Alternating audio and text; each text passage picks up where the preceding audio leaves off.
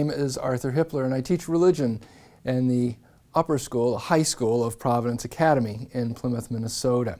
We read several books by C.S. Lewis in our program: Mere Christianity, The Abolition of Man, the SCREWTAPE Letters, and The Great Divorce, which we read toward the end of the 11th grade, junior year.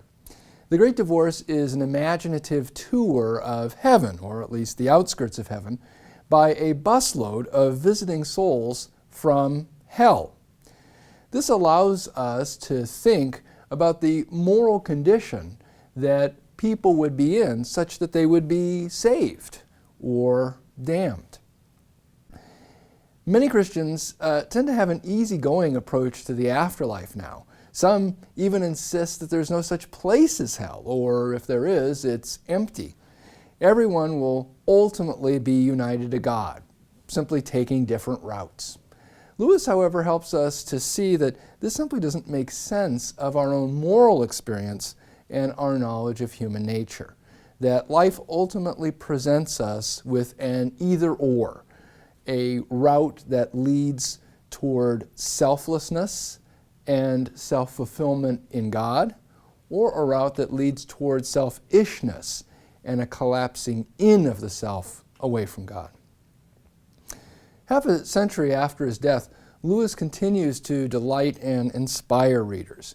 While many Christian writers of his time have gone out of print, many of Lewis's works seem to have all the staying power of real classics.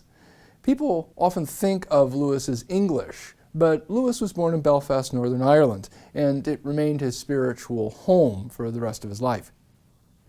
He first came to England for his schooling at age 9, shortly after the death of his mother from cancer, and attended boarding schools and some private tutoring.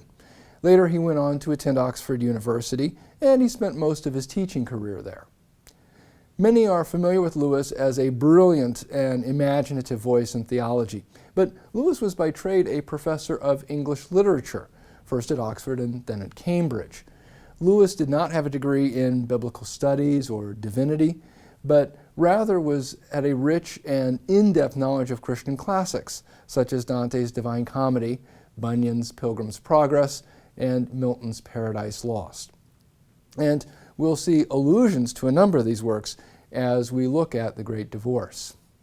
So next, the preface to The Great Divorce. What is it that Lewis intends to help us understand? What is the purpose that he has in writing The Great Divorce?